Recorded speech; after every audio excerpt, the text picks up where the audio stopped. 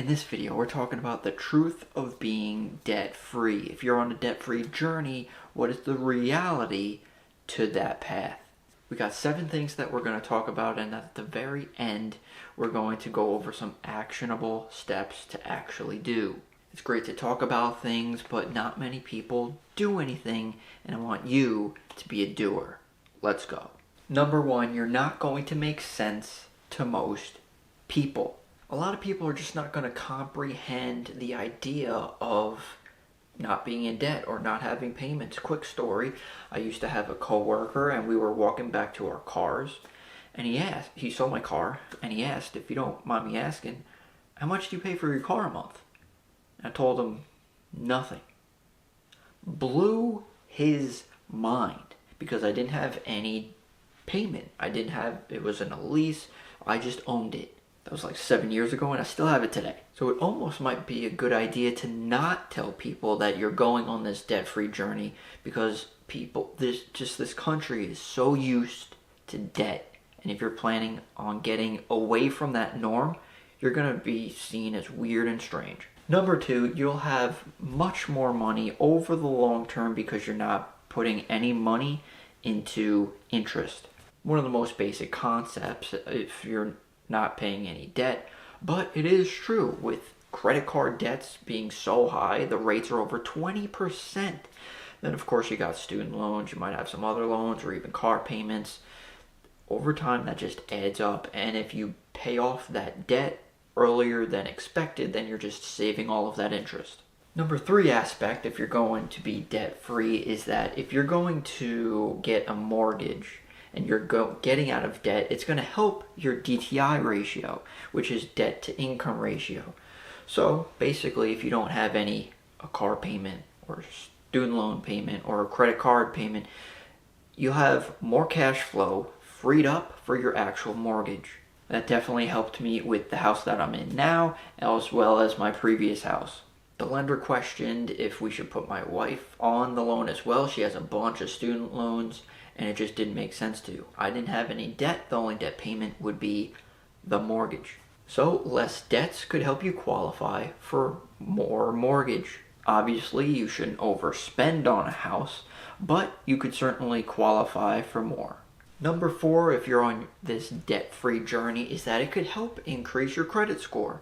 So kind of a simple idea is, if you're always like maxing out your credit cards and you just have all of this debt, the lenders see that and they're like, I'm not too sure. But if you start paying down that debt or paying off those debts, now maybe in the beginning could affect it negatively, but over the long term, it will improve your credit score, especially with credit cards. If you have a lower utilization rate, ideally you should probably be under like 10% or so. But yeah, you still have to use a little bit, but don't max it out, and that will help your credit score. With that improved credit score, you could get better rates if you're going for that mortgage or any other types of loans. Obviously, the idea is to get out of debt and to not go back into it, but I know obviously with home prices, not many people are going to be dropping $400K cash on a house, so you're going to have to borrow that. So with better credit, you'll get a better rate to save more money. Number 5 piece of reality is that more of your cash flow will be freed up when you're paying off those debts, so that you can do things that you want, whether it's saving more, whether it's investing more for retirement, for personal use. If you have children, like a 529 plan. Heck, even if you want to do more vacationing. But needless to say, if you don't have debt payments, so for example, $400 for like student loans, if you pay that off, you have $400 extra every single month that you can do whatever you want with. And with talking about retirement, brings us to number 6, is that if you have less debt, that would mean that you would need less in retirement to support your lifestyle. Think of it this way. If you have credit card debts, car payments, student loans, and all these payments, you have to support that, right? So you need a high retirement amount to eventually just pay all those things. But if you don't have car payments, If you don't have student loans, you have less expenses, which means technically you need a smaller amount of retirement to cover those expenses. And it's not the idea of you're not enjoying life. It's the idea of being content with little. You don't need the biggest and best house or car or phone or anything like that. The more you live, the more you might realize that bringing more of those things doesn't bring happiness. So when you limit those debts, you limit the payments, and you could retire on less.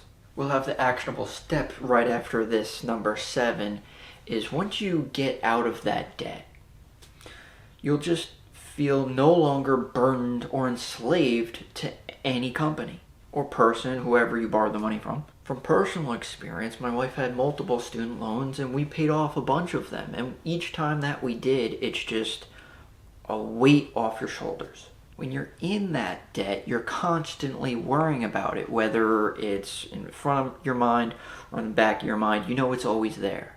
When it's finally gone, you could actually breathe and live a more fulfilled life. Quick example of my own, when I first got a car loan when I was younger, in my early 20s or something, I was just starting to establish credit.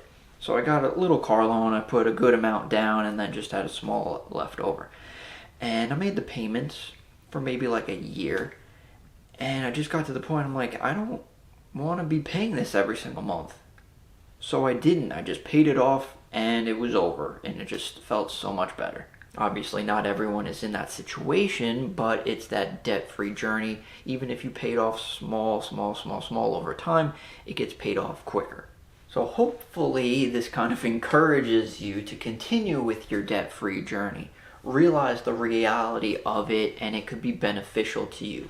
No matter what other people might say, it's well, because I know some people might think, if you have this credit card bill of, let's say, $5,000, you use that $5,000 to pay it off, they're like, well, now I don't have the $5,000.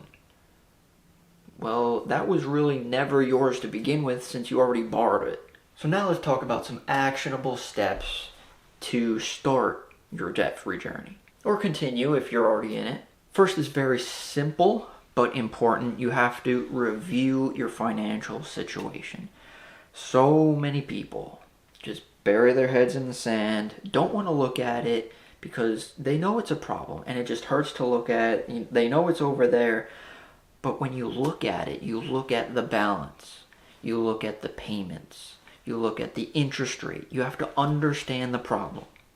Once you understand the problem, you can begin to fix the problem.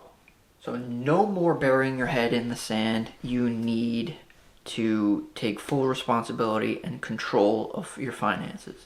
And next aspect is to focus on growth and do not compare to others. Now, focusing on growth, once you have that mindset of realizing every single day you improve over time and compound interest, you just skyrocket over time. That could be career-wise, that could be relationship-wise, that could be mentally, that could be physically. But when you have that growth mindset, you're just bound to just create a better life over time versus someone who is stagnant. They stay in a job for, decades and they feel content. But guess what? The world continues moving forward. Inflation is a thing. So if you're staying still, you're kind of getting attacked. That's why constantly growing your life will just bring all of these things that we just talked about. That one goal of just getting out of debt kind of brings all of these things along with it. And do not compare yourself to others. If you're seeing people with a bigger house, a nicer car, and all those things, they might look great. But in reality, they could be drowning in debt like a lot of people out there. Comparing to others robs you of your happiness. If you are going to compare to anyone, it should be yourself a year ago. You could look back to see how much you've improved. So hopefully this helps you guys, these 7 ideas and realities of being debt-free. I hope you continue on your journey because it is worth it. If you have any questions, comments, concerns, leave them down below in the comments. And in the next video, we could even mention any of them. I'm trying to get back into YouTube. I know it's been a while. My plan is to have like weekly videos. We'll see what we focus on. Definitely like focusing on debt or even student loans. Just there's so much debt in the country, and I really want to like focus on it and help people there. So anyway, thanks so much for watching, and I'll see you in the next one.